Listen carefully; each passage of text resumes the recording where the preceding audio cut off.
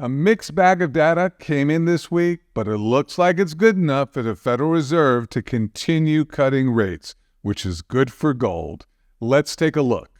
Before we begin, remember to like this video and subscribe for more economic updates. On Wednesday, the Labor Department confirmed that inflation remains a problem for Americans, reporting that November's Consumer Price Index accelerated on both a monthly and annual basis. Monthly CPI rose at a pace of 0.3 of a percentage point last month, 0.1 of a point faster than in October. Year-over-year inflation climbed 2.7%, also 0.1 of a point faster than the previous month. Both numbers were in line with economists' projections. As for core inflation, which strips out volatile food and energy prices, those numbers also underscored the stickiness of price pressures right now. Monthly core CPI rose 0.3 of a point for the fourth month in a row, while annual core CPI remained at 3.3% for the third consecutive month.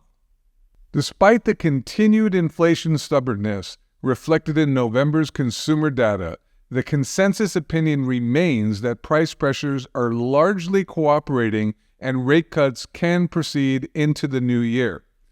Not everyone is convinced, however. Scott Anderson, chief U.S. economist for BMO Capital Markets Economics, said in the wake of this week's CPI report, "The Fed will need to see more improvement on the inflation front in the months ahead if it plans for a steady pace of additional rate cuts next year is to be fulfilled."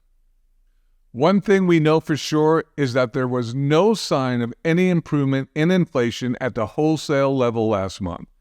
On Thursday, the day after the CPI release, the Labor Department announced that the monthly producer price index rose at a pace of 0.4 of a point in November, accelerating from 0.2 of a point in October. On an annual basis, PPI climbed 3% in November, up sharply from October's 2.4% rate, as well as the 2.6% rate projected by economists. Monthly core PPI rose 0.2 of a point last month, same as October and in line with projections, but annual core PPI did speed up to 3.4% from October's 3.1% rate. Despite the hotter inflation prints, the Federal Reserve is still expected to cut rates when policymakers meet next week, with markets currently indicating a 96% chance of a quarter-point reduction.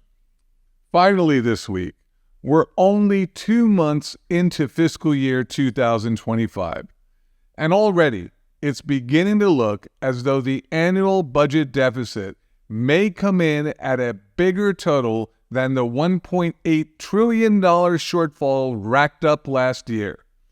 On Wednesday, the Treasury Department released its monthly statement for November, which showed the deficit grew by $367 billion last month, 17% higher than November 2023.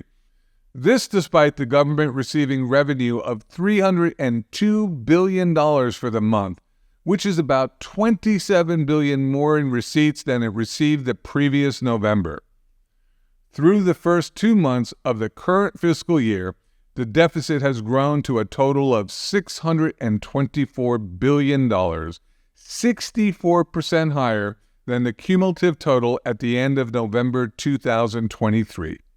That's it for now. Thanks for joining. Make sure to check back with us on Monday when we continue to update you on what's going on in the economy. This is Devlin Steele for Augusta Precious Metals signing out.